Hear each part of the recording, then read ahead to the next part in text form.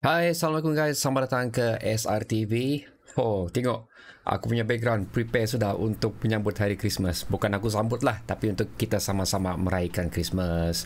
Sorry guys, ini adalah video terakhir yang so far aku tengok pasal tidak ada apa-apa rumors lagi setakat ni yang mengaitkan Sabah FC dengan untuk mengikat mana-mana pemain untuk melengkapkan skuad bagi tahun 2023. So aku rasa ini adalah video yang terakhir untuk rumors perpindahan player-player Sabah FC. So ini agak menarik sikit, macam-macam ini yang tercatat di situ. Ini adalah pilihan pemain import.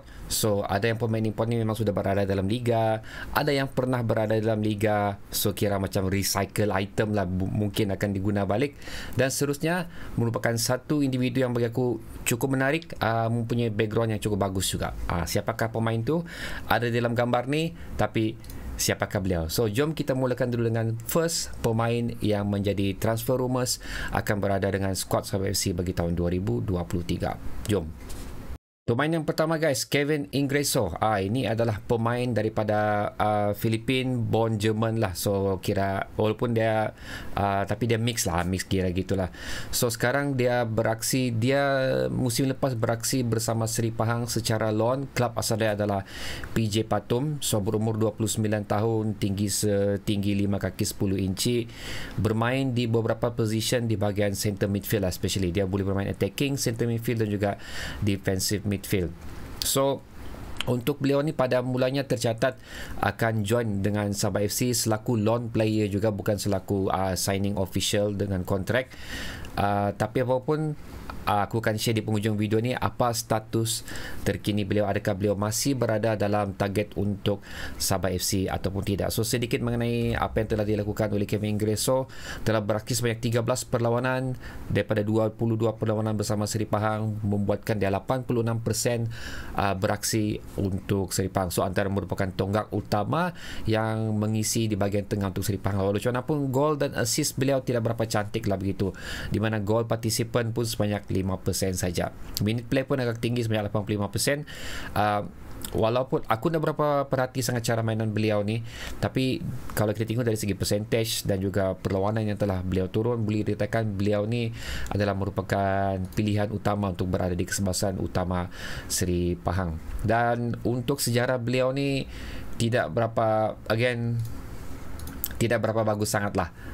So begitu. So tujuan beliau untuk berada di Sabah FC sekiranya betul diikat secara loan, kemungkinan besar akan lebih menambahkan depth squad saja untuk Sabah FC bagi aku. Aku nak tahu perancangan OKS untuk dia ni. Dan kalau kita tahu sendiri pun, Sabah FC sekarang ni buat masa ni banyak mempunyai midfield yang cukup bagus, tapi again umur yang sudah mencecah 30. Itu benda yang kita kena perhatikan. So dengan keberadaan Ingreso ni, sekiranya betul berada sama kita, baru berumur 29, at least boleh bilang menggantikan pemain-pemain utama kita yang berada bahagian midfield untuk merehatkan mereka pada match yang tertentu. Dan seterusnya guys, ini adalah recycle item yang aku cakap tadi itulah. Pernah beraksi di Liga Malaysia pada satu musim tu.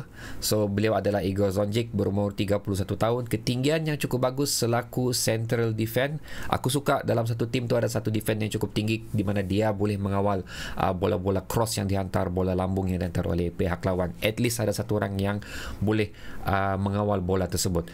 So again, beraksi untuk central defend. Klub terkini beliau tapi macam dia tidak ada kontrak dengan klub tu lagi, tapi klub terkini beliau adalah OFK Petrovac, dan macam tidak mempunyai sebarang kontrak. Dan macam aku cakap, ini adalah recycle item pasal sewaktu musim 2018 hingga 2019, semusim lah, lebih kurang macam tu, 2 musim pernah beraksi dengan Terengganu FC guys. Sebanyak 35 perlawanan yang telah menjaringkan 3 gol sewaktu bersama Terengganu, dan selepas itu kembali beraksi di Liga luar Malaysia. So adalah satu aset yang cukup bagus ya kalau kamu katakan pada aku. Again, aku suka ketinggian dia.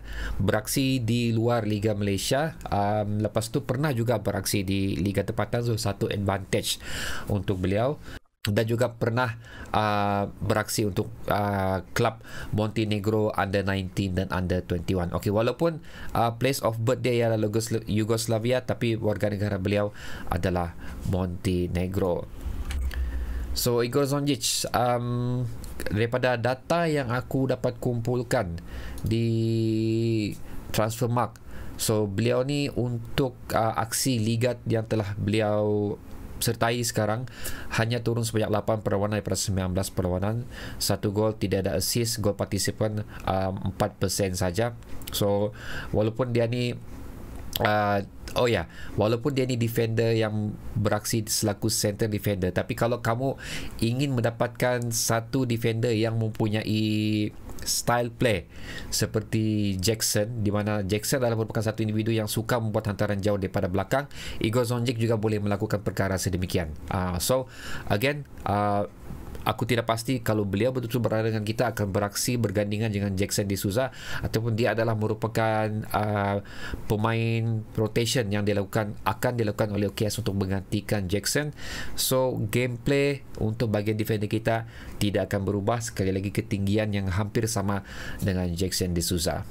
Okey, seterusnya guys, ini adalah merupakan aset yang menarik yang aku katakan pada kamu tadi, ialah Maxim Lestin. So kita terus pergi position dia dulu lah. Dia bermain di bahagian winger, left dan juga right, tapi lebih dominan di sebelah kiri ataupun left, dan juga boleh beraksi di center forward. So dia ni boleh bermain di pelbagai position lah, aku boleh cakapkan begitu. So keberadaan dia di skuad Sabah FC sekiranya berjaya diikat, boleh juga menggantikan striker kita yang setakat ni kita tahu kita cuma ada beberapa striker saja, dan seterusnya untuk mengganti kekosongan yang telah ditinggalkan oleh Taiki Kagayama, iaitu di bahagian left winger kita. Dan rotation juga boleh dilakukan, ataupun style of gameplay juga boleh dilakukan oleh OKS sekiranya mendapatkan Maxim Lestin ni dalam tim kita, di mana sering kali juga kita lakukan swap position yang telah dilakukan oleh Taiki Kagayama dan juga Sadil. So keberadaan Maxim ni bersama kita juga boleh OKS meneruskan style gameplay yang OKS selalu terapkan di previous season seperti mana kita nampak sebelum ni. Berumur 30 tahun, so ketinggian 5 kaki 9 inci, berasal daripada Belgium. Sekarang ini beliau bersama klub Lion City Sailor di Liga Utama Singapura. So itu, aku ada tambah lagi satu di bawah situ. Since kamu nampak situ, kontrak beliau masih belum berakhir, macam masih ada setahun lagi lah kalau kita tengok situ, 31 hari bulan 12 2023. So untuk mendapatkan beliau ni, aku rasa Sabah FC perlu berbelanja besar, unless Maxim membuat mutual understanding dengan klub terkini beliau untuk menamatkan kontrak beliau dengan serta-merta. So kita boleh mendapatkan dia secara percuma. Tapi buat masa ni, sekiranya ingin mendapatkan beliau dengan value terkini beliau adalah 1 juta euro, atau bersama dengan 1.7 juta ringgit Malaysia. Gitu. Tapi ini market value. Tapi kalau kita tolak lagi dengan baki kontrak untuk Maxim yang ada ni, mungkin value beliau tidak akan mencecah sebanyak 4 juta lah. Aku nak pasti berapa, tapi kemungkinan besar sekiranya hikmat beliau memang diperlukan, jumlah 4 juta tu tidak perlu kita bayar kerana kontrak beliau tinggal setahun lagi. Tapi walaupun still akan membuatkan Sabah FC berbelanja besar lah untuk mendapatkan beliau ni. So untuk Maxim ni sekarang memang aktif bersama klub daripada Singapura ni, telah beraksi sebanyak 25 perlawanan, 69%. Beliau telah turun di sepanjang liga bersama klub terkini beliau, iaitu Lion City Sailor ni, telah melakukan sebanyak 12 gol dan juga 25 assist. Gila, banyak tu guys, 25 assist tu untuk 25 perlawanan. Boleh dikatakan tiap satu perlawanan ada satu assist. So boleh dikatakan tiap satu perlawanan untuk Lion City Sailors ni akan ada satu gol yang akan dilakukan oleh klub beliau, dan satu assist akan dilakukan oleh beliau di tiap perlawanan yang beliau turun.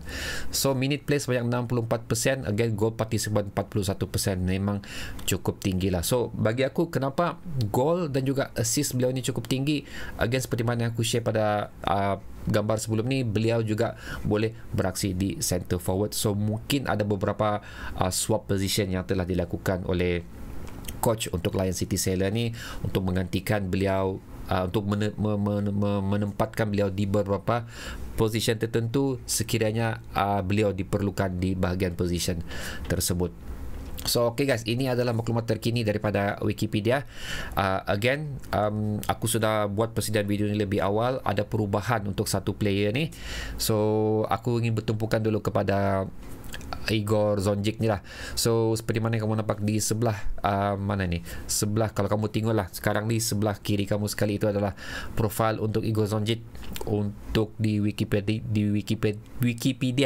di mana current club beliau adalah Sabah, dan kalau kita tengok di bawah sekali 2023 akan bersama Sabah FC. Dan untuk Kevin Engreso, sebelum ni ada tercatat yang beliau akan bersama Sabah FC selaku loan player, tapi mungkin ada perubahan last minute kali, mungkin tidak berjaya mencapai kata sepakat untuk kontrak tadi, membuatkan beliau terpaksa dibuang daripada target radar Sabah FC. Dan seterusnya adalah Maxim, tercatat di situ pada tahun 2023 akan bersama dengan Sabah FC, walaupun macam mana pun current club beliau again adalah Lion City Sailors.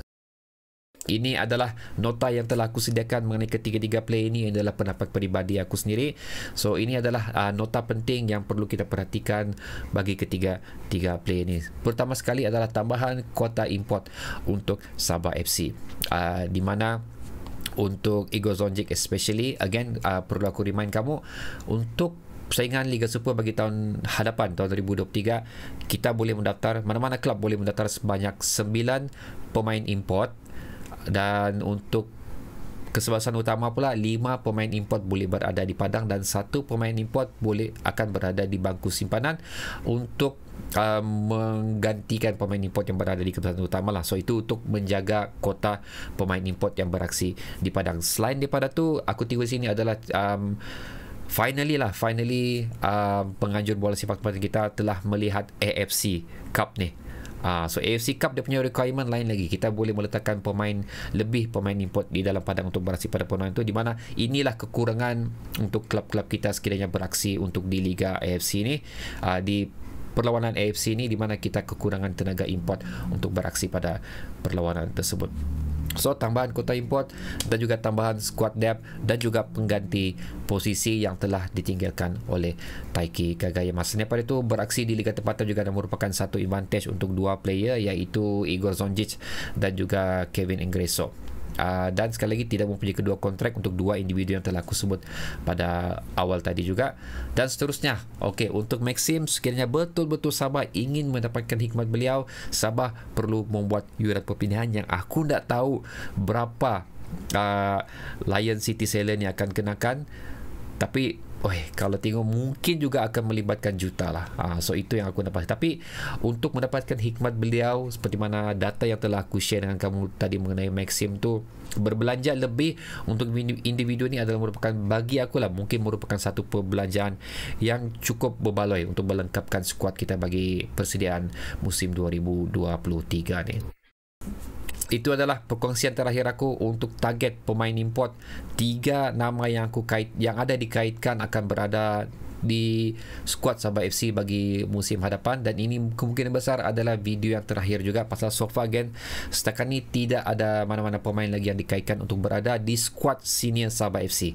Okey, aku tahu kalau kita cek di sosial media ada beberapa lagi pemain-pemain muda yang diikat kontrak bersama Sabah FC, tapi itu adalah untuk berada di under 19, under 23, under 22. So aku tidak akan sentuh sangat mengenai player tu. Untuk video-video aku ni, aku lebih memfokuskan untuk senior squad Sabah FC. So sila tekan komen kamu guys mengenai 3 player ni. Adakah kamu rasa okey?